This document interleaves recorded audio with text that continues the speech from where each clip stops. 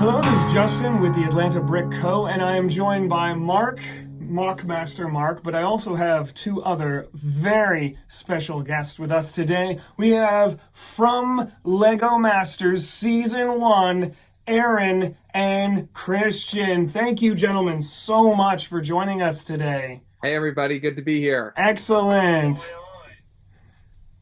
How have you been since the whole show and everything and getting that exposure? What's been going on? Can't complain, life has been pretty good. Due in some part, I think, to the momentum from Lego Masters, I've been able to transition into being a full-time Lego building artist and teacher, which is always, it's living the dream. I'm very happy to be doing what I do, to be able to support myself and my family doing it. That's been pretty awesome. And yeah, being on the show was a lot of fun, but just as much fun is all the amazing opportunities that have followed. Can you describe a little bit more about what you do? You mentioned Lego teaching, and did you do a little bit of that before as well? So before Lego Masters, I was really in the fledgling phase of my brick built commission business, and also I taught engineering using Lego bricks for a company called Playwell Technologies, which is all over the country, great company, been around for 20 years, headquartered in California, but all over the country. And I was teaching classes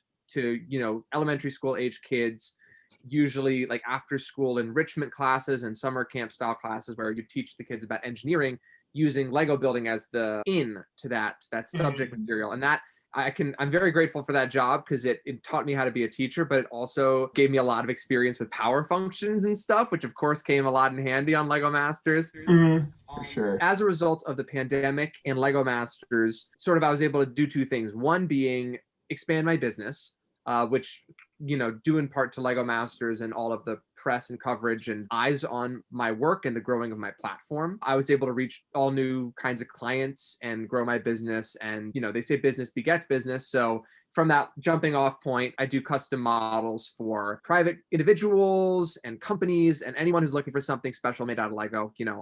I'm able to do it. And then due to the pandemic, Playwell, the company I was working for, had to kind of step back its operations a little bit. And as a result, I've transitioned to teaching online, which is something that I do now every day for both groups of kids and groups of, maybe like there's a company who wants to have a team building event. I teach that sort of thing too, as well as private students who are looking for the really in-depth nitty-gritty Lego builder expertise kind of stuff. So yeah, I spend my days with bricks in every, waking and sleeping moment most of the time. And now that's also my profession, which is, like I said, a real gift and something I feel so lucky to be able to do. That is awesome. How about you, Christian? What's life been like for you now? What are you up to these days? I am actually in my final semester of the University of Louisville, finally getting that old college degree. The next step is getting back out to Los Angeles, California, continuing my passion for acting and fitness and, of course, the Lego stuff as well. That's been a real blessing in disguise. Post Lego Masters, it continued to grow from there, and Lego actually has reached out to me to do a lot of their Technic builds as a kind of like a face of the Technic side of things, which has been a really fun project for me and them. It gives me a chance to put some muscle behind the brand. It's been a lot of fun, and I'm really excited to be a part of that. I know it's been a year now. Can you kind of take us back? Like, what was it like for you to go through all the auditions, whatever they were like? How grueling were they? And then when you finally got that call, like, yes, you're in. Christian, you go first. We both had long experiences in the casting pool, longer than many people who ended up on the show. Why is that? Christian, you take it away first. So mine is actually a really funny story. I'm at Brickbear, Virginia in Chelanty, I think is the city. Me and some of my friends in the AFO community are just kind of hanging around our build, and we have these two random casting people come up and talk to us about the build we had, and none of them are talking to them. I'm the only one conversating with them. And their final kicker to all of us is, well, who wants to be on TV? I immediately hop up out of my chair and I go, I do. Hi, I'm Christian. Let me introduce myself. From there, we scheduled a Skype call. And next thing I knew, I was being flown out to Los Angeles, California, October the 4th through the 5th. a day that will live in infamy, as it was, the first real steps to such an amazing journey and a life-changing event, really. I look at casting as an exhilarating time. Yes, it was grueling, but coming from a military background, you work hard, you play hard kind of thing. And to get the chance to really dive into two different dreams all at the same time, I'm all for it. It was amazing. Like Christian says, we came here to play after all. And I applied to Lego Masters initially with a different partner than Christian. And then that partner didn't work out because they had another commitment. And then casting tried partnering me up with another person who I really loved and liked. And then they had worked for Lego, so they didn't work out as a partner either. Oh, okay. And I know. Worked in Enfield in the model shop and all that. And they're like, it's too close. You can't really make that happen. So I was, sort of partnerless. And Christian's partner also didn't work out for, myriad reasons. Christian and I actually knew of each other through the Lego community. So we and casting kind of collaborated to bring this team together. And we hadn't really built together before that point. Actually, our first build together was the Spaceland mock that won us the golden brick, which is totally nuts when you think about it. All that to say, I was in the casting pool from almost the first day because I applied right away because I was like, I want to be on this show. And then partner after partner just didn't work out. But the casting people kept coming back to me saying, Aaron, can we try to make this work? What about this person? And finally, we found the right fit, and it was Christian. And, I hope Christian would say I was the right fit for him, too. But, I'm really grateful that we found each other and were able to have such an awesome journey and really develop a friendship and a brotherhood during our time together on the show, which we did. Now, you cut out for a second. Did you say you did know each other before or did not? We knew of each other's work, but we hadn't really met. I mean, it's funny because we actually had both been at Brick Fair, Virginia, some of the same years, but never really crossed paths. We didn't have any kind of personal relationship before the show. There were two teams that they had to match up in that way. It was, me and Christian. And Sam and Jessica had a similar situation where they both had partners that didn't really pan out for one reason or another, but the show really still wanted to have them there. And they were a good fit for each other. That was the branding for that team. Here was the branding for our team, and it all worked out, I did want to ask you, I'm always curious about the behind the scenes stuff, and you hear things like reality TV isn't that real, and a lot of it's more set up than you think. I know that's not as true with game shows that have an actual real prize on the line, but my question is for you guys, how fake was it? Or how real was it? It was pretty real. The amount of time they told us we had to build was the amount of time we had to build. The judging was up to those judges. The things that were built on screen were built by the people who claimed to build them. All that stuff is real. Sure. I saw some crazy comment section spin-off kind of people talking about how we're all actors and no one built what they built on the show. Really? None of that is true. I can guarantee I was there and I definitely built what I built and other people built what they built. No, but the drama, the way the competition went, the course of the show, that wasn't planned out beforehand. Now, that said, of course, there are people on set called producers whose job it is to amp all that tension up, to really make sure the story's coming through, to make sure you're giving them the sound bites that they're going to need to make a coherent show at the end of the day. So you are coached in a sense on those interviews a little bit. Right. There's a certain amount of coaching that's happening. These people who are very good at their jobs and are very good at making a good connection with you, making you feel trusted, and then, maybe making you say something you regret. That's their job.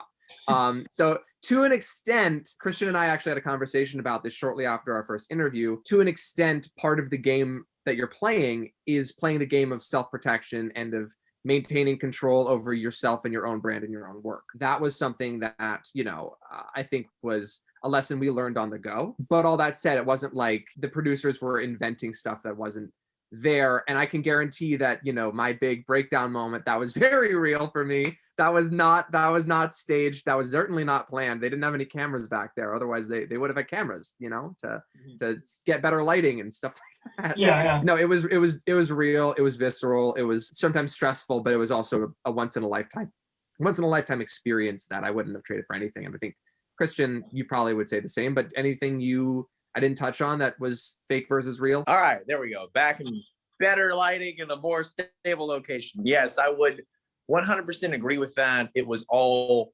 110% real. And that's what I think had a lot of charm to the show was that it wasn't all of this Hollywood glitz and glam. It was 100% a true men and women's competition where everybody had level playing field. There was no shimshammery, no, secret plot to underlie anybody's success. Everybody truly wanted to submit their best work. And there were many times, they didn't show this on camera, where we would actually, be helping each other out with parts, with stuff that we already had. And it was that kind of camaraderie that really was just like, this is truly a rare competition in which nobody is really trying to, one up each other in the sense of like harming their overall success. Everybody was like a true family atmosphere, and it was beautiful. Well, like I said, the producers were there to amp up the tension, and I think they had to work pretty hard because all of us liked each other. It was problematic. We all just wanted everyone else to succeed too.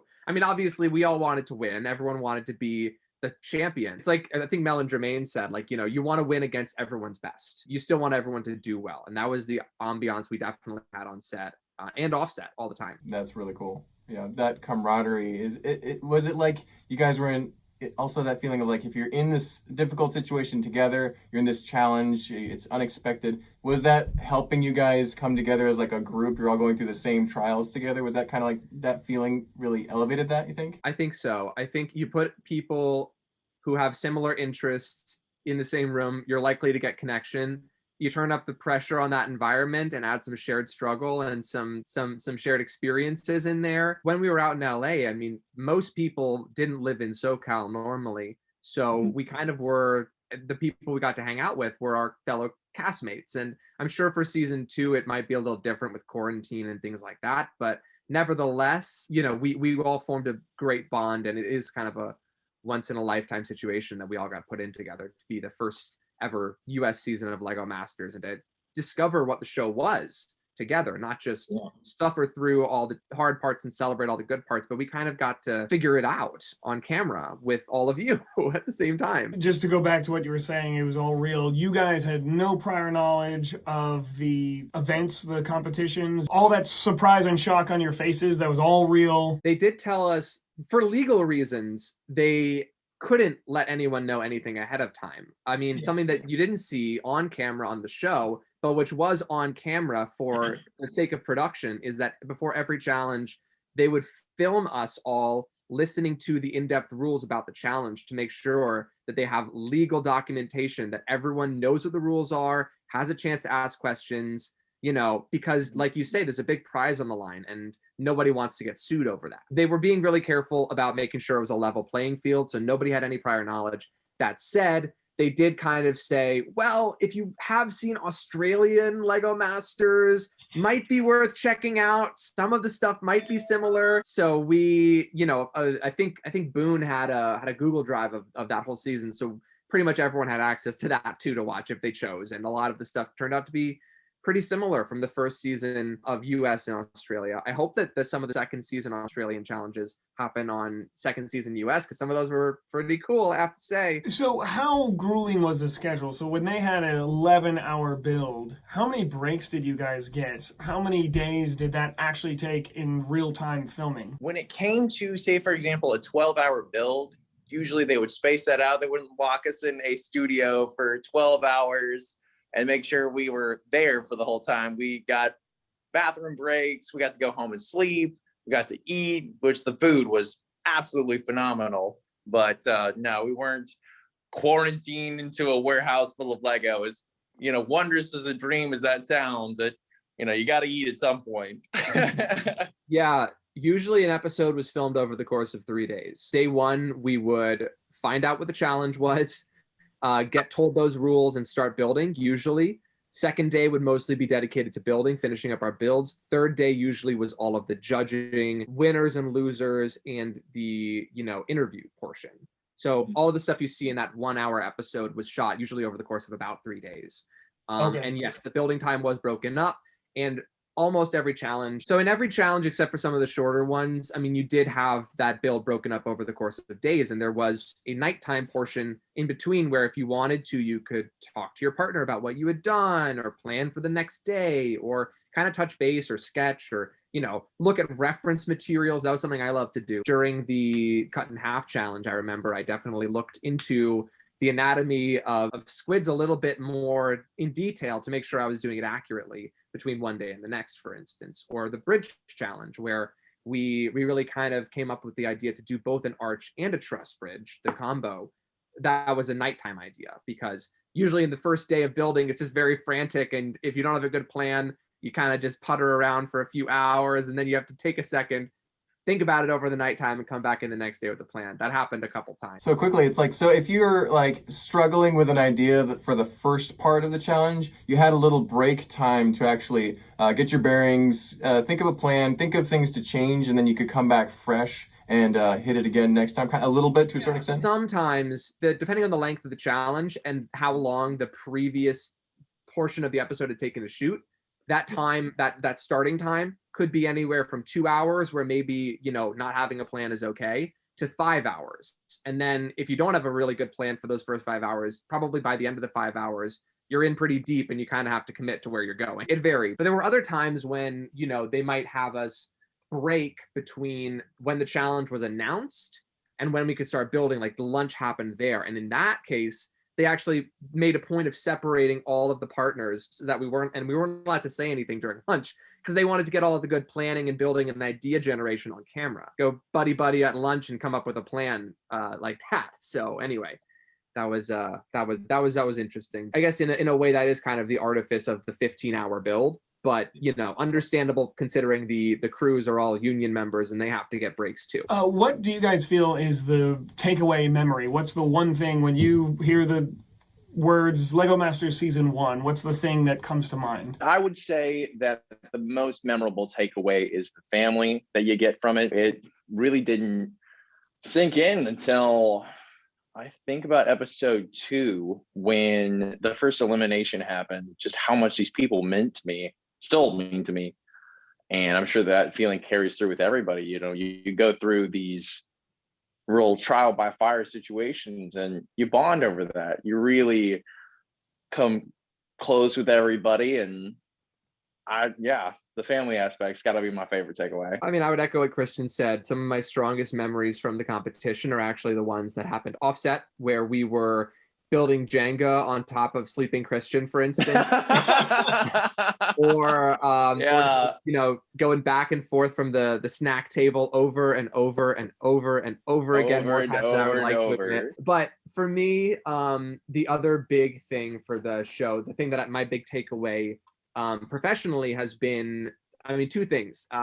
Use more color. Thanks, Brickmaster Amy. Yes, indeed. And also just thinking about your builds as stories and as Lego as a storytelling medium, which is a big factor to the competition that, turned out to be a really heavy factor in judging that Christian and I hadn't had as much practice at. And that was something that since the show, I've definitely thought about so much more in my work, in terms of how to present it in a way that you can get the story from the very first look. That's a really important quality to have in a piece of art, Lego or otherwise, that I think is one of my big takeaways from being on Lego Masters that I hope to do in my work now. What do you think was your favorite challenge? Changes day to day. I would have to say it really does change day to day. Mine overall was the Mega City Challenge. That is something out of my wildest dreams as a kid, because everybody wants to build the tallest, biggest skyscraper ever. And then, of course, more city stuff around it. And then to throw in a giant smoke skeleton monster was just absolutely a home run for me. I'm like, this is amazing. How can we make it better? Well, let's throw in a smoke monster. And I'm like, yeah. And then, in the words of Tony Stark, has there never been a more perfect Phoenix metaphor been personified? Yeah. And then, of course, our own moment with, the tower falling. And I feel like that just goldenized it. Not only was the build filled with amazing techniques, but there was emotion and passion vested into it. Something that, the average audience member doesn't see with Lego builders. We build anything and we put our very soul into it. So to have something like that happen, and to be able to convey that emotion in a world where it's, masculine, this, that, and the other, it's, I think, a really powerful moment to be able to be vulnerable like that.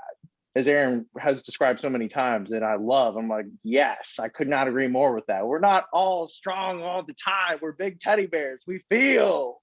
Yeah. But yes, I would say the Mega City Challenge was probably the most meaningful build for the reasons Christian talked about. And getting to share that vulnerable moment was important, not just for showing that we cared about our work, but for me, one of the biggest gifts of that experience that was so negative at the time is that it's been in my experience with talking to younger fans especially, it's been a really great example of positive vulnerability, of being able to fall down and get back up again, and of being able to embrace your passion. So those are all things that I think are really amazing about that model. In terms of pure model, my favorite is probably the cut in half challenge. I was just the most like what I would build of my own volition. So that was a really fun one too. I have to head off, you guys. Feel free to, Christian, if you have to wrap up thoughts or whatever, just throw them to Christian. He can take care of those. Thank you so much for having us. Definitely. Thank you. Do you want to plug anything before you go? If you're interested in seeing more of my work, reaching out to me about commissioning a build, you can find all of that on aaronbrickdesigner.com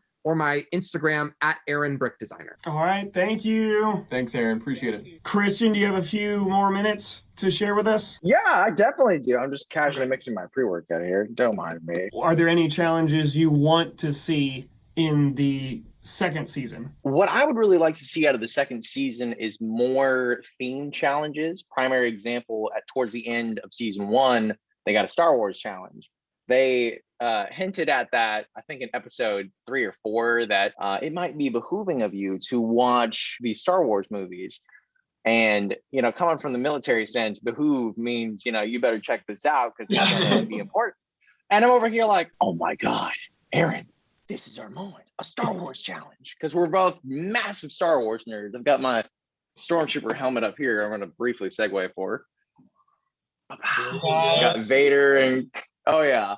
But, I'm a massive Star Wars nerd. To be able to have more of those, I think would be super stellar. So challenges in relations to all Legos themes from the Technic side, the Star Wars side, the city side, maybe more movie challenges, perhaps a Harry Potter one would be exciting. I know with product placement and all that jazz, it's weird with Hollywood, but I'd be more excited to see everybody's creative takes on these different genres because everybody has so many brilliant ideas, and I'm like, give me more. I need more. Yeah. What else you got? Come on. Did you have a least favorite challenge or most difficult or anything like that? I would have to say the storybook challenge.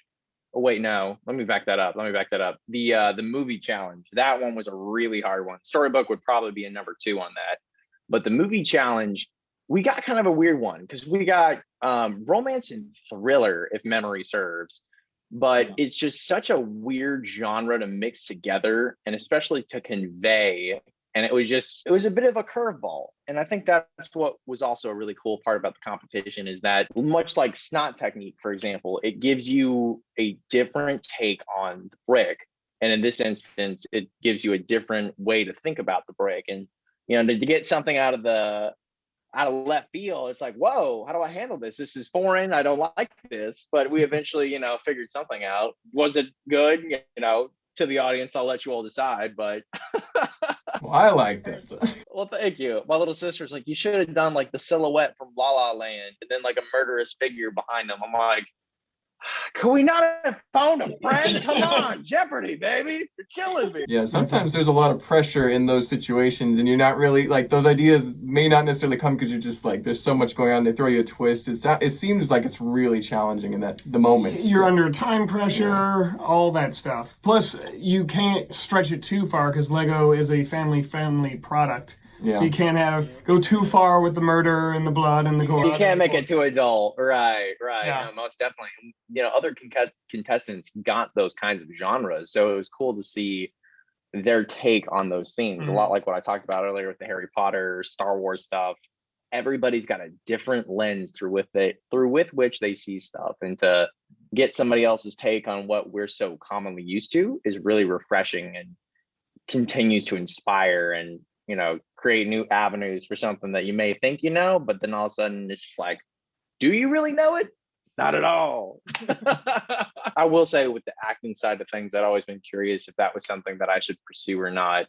and getting a taste for it and getting to do so much stuff out in LA besides Lego Masters. Like, we took a backlot tour at Universal Studios. I'm like, holy cow, Nice. I've been doing this since I was a kid. Because what I would do is, shoot storylines with my Lego minifigures. They'd be, going on an adventure. There'd be different archetypes. And, I was like, I'm literally creating a storyboard here. This is something I have to pursue. And yeah, I'm dying to get back. Hence my excitement to move out to LA post summer semester. It's just, life is really good right now. That's awesome. So you are going to pursue, or you already are pursuing acting as a career? Mm-hmm. Yes, sir. So I have been, of course, in the Lego Master series. And before that, I was in a Netflix movie called My Teacher, My Obsession. Played a cameo role in that.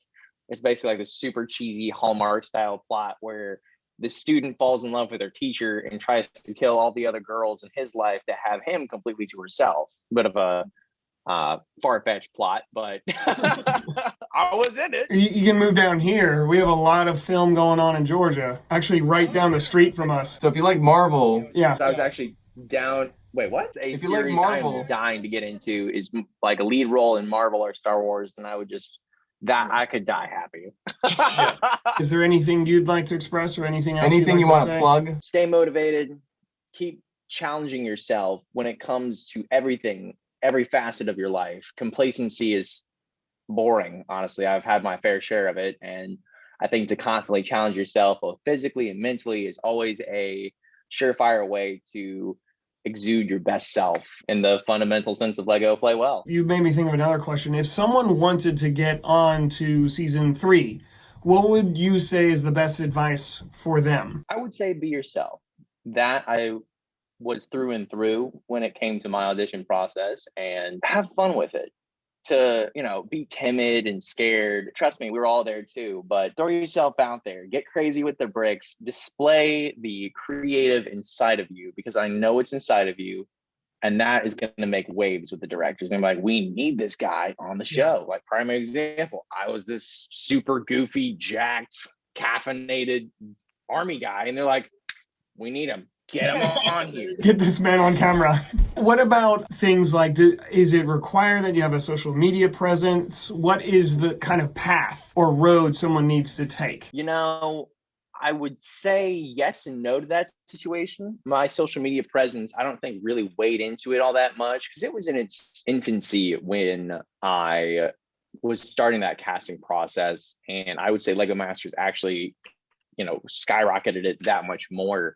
But, I would say what I said earlier, and just be yourself. You don't need to have a social media presence. You do need to know how to build bricks. That's important. Brush up on your technic skills, because you will be using that. But other than Lego at its base, social media and all that jazz is honestly just something of a backseat concern to the crew at Lego Masters, which I think is really fun, because in today's day and age, it's so involved in our society. It's almost kind of toxic in a sense. It's a double-edged sword for sure. And it's got its pluses and minuses, much like anything else. But to have a competition where they don't care about how many followers you have, how many likes you get, they just want you. And I think that's so refreshing. It's a competition unlike any other. Yeah, it's like you said, it's about your skills and your personality more than anything else. 110%. Yeah, absolutely. Thank you so much. Thank you, Christian and Aaron, for joining us. Check out our YouTube channel if you want to, if you have a spare moment. Check out their YouTube channel. They're a stellar group of guys with an amazing set of questions for everybody. Don't oversell it. Come on, man. And I never oversell anything. I'm just 110% myself. I'm actually on less caffeine than I am right now, so you're getting a less crazy Christian. Whenever I have like caffeine, We're getting the chill Christian. it's just like, put the pre-workout down. No. All right, gentlemen. Well, thank you again. Thank you. I'll see you all in the next chapter. All right. See you Take care, soon. man. Bye. That was great. All right. Yeah, that was our interview with them, and we have more to bring you. So we're actually going to interview someone else. That's true. Stay tuned.